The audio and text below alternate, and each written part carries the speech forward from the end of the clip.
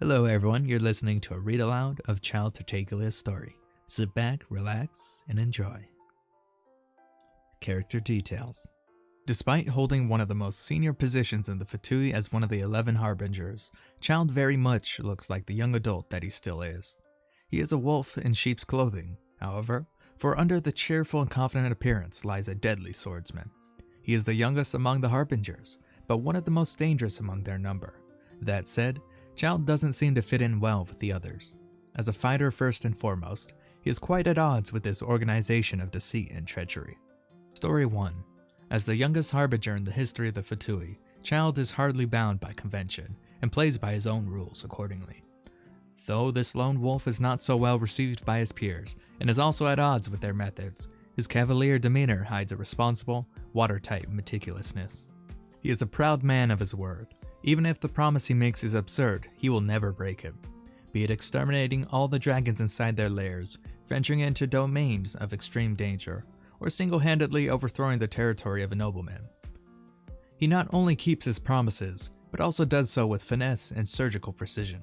As the Harbinger's vanguard, Childe always appears in the vulnerable underbellies of Snezhnaya's enemy states, striking as a conflict is about to erupt. Story 2. Many myths in Snezhnaya say that Tartaglia has been on the battlefield since he was 14 years old. Oddly enough, at that young age he already seemed to be a skilled slaughterer with mastery of many forms of martial arts. But more terrifying than his skill in combat was his passion for it. Perilous battles would only excite him, and terrifying foes would only exhilarate him all the more. Childe's arrogance and conceit are derived from honing himself across countless battles, and from unmatched combat experience. On the other hand, because they fret about the way his quarrelsome personality tends to invite unwanted trouble, the other Harbingers constantly try to send him on missions to places as far from Snezhnaya as possible, so that they can avoid the fallout. The man is incomprehensibly ever in the eye of the storm, and these unusual experiences have also made him quite the show-off who revels in the praise of others. Unlike other members of the Harbingers, who prefer to keep a low profile, Tartaglia will often go to watch public performances, occasionally even becoming part of the show himself. Story 3. Ice fishing has been one of Tartaglia's hobbies since childhood. In those days, he was known neither by the names Tartaglia nor Childe, as the Fatui call him, but as Ajax, named by his father after some hero's tale. He and his father would cut holes open upon frozen lakes before sitting beside them and tend to their fishing lines. This was no easy task and would sometimes take the entire morning. But whether it was chiseling away at the thick ice or the long waits in between catches, he was always accompanied by his father's unending tales of adventure. These were stories of his father's adventures from when he was young, and they became the future that Tartaglia secretly envisioned for himself. So he would pay close attention, putting himself into the shoes of the protagonists of those tales, immersing himself fully in them even as they waited for a fish to bite.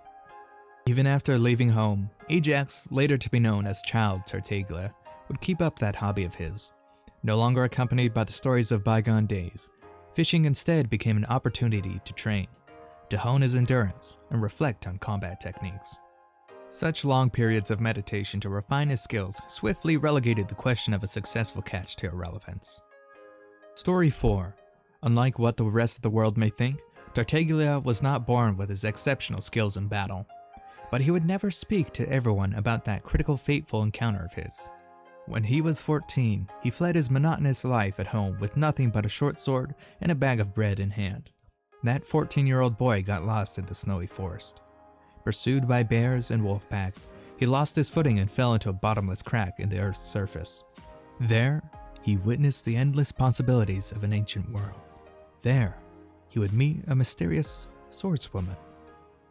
Or perhaps one should say that this dark realm had sensed the burning ambition in this boy's heart. This darkness was something that the Harbinger Childe could never again delve into.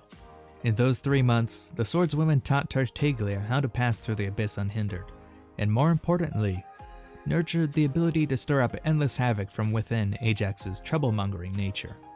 No one knew what happened within that darkness during those 3 months, nor would Ajax ever speak of this to anyone. When his worried mother and sisters finally found him in the forest, only 3 days had passed in this world. Thus did Ajax's first adventure end, with his now rusty short sword in hand.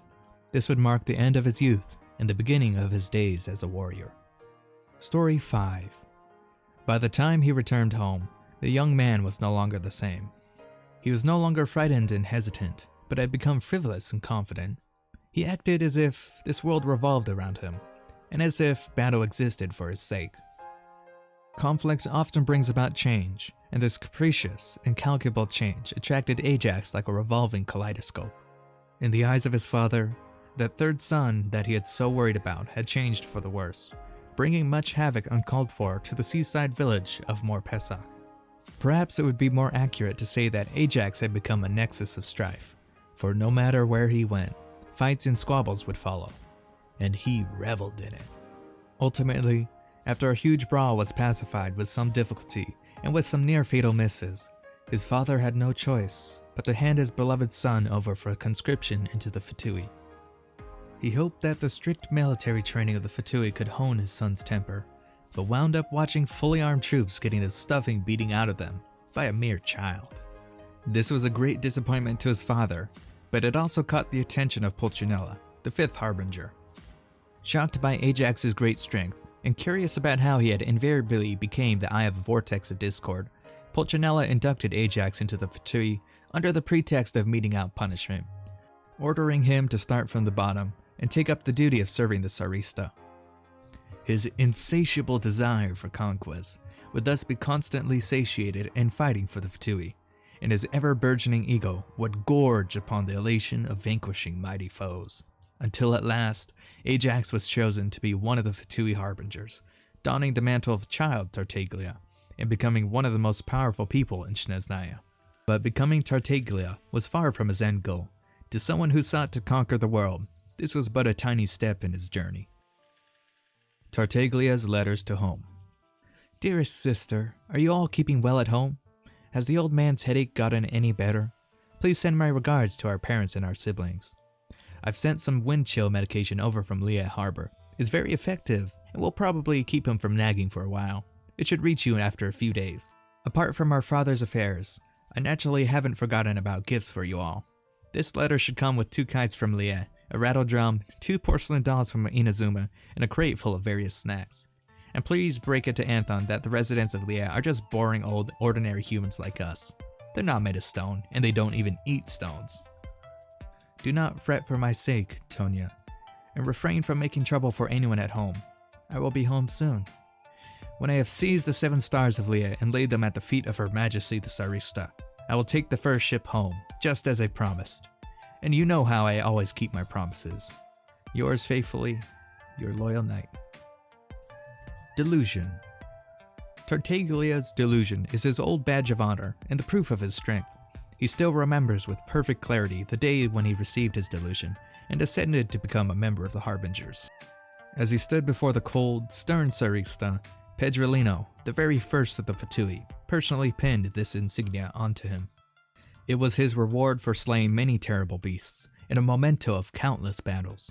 But it was not this that brought Tartaglia joy, for honor is the natural reward of the warrior.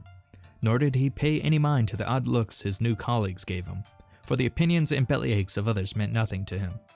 The sight of the Sarista on her lofty throne alone stirred the young man's heart with respect and admiration, not merely because she opened the way for him to find an abundance of looming battles, but also because of the way she looked upon him. Her gaze was cold but pure, arrogant yet sharp. She was not only the sacrosanct Cryo Archon, but a true warrior also. Thus did Childe, having received his delusion, swear an oath of fealty to the one and only Sarista of Snezhnaya. And with that, that is the end of Tartaglia's story. Hope you guys enjoyed the video, and see you in the next one.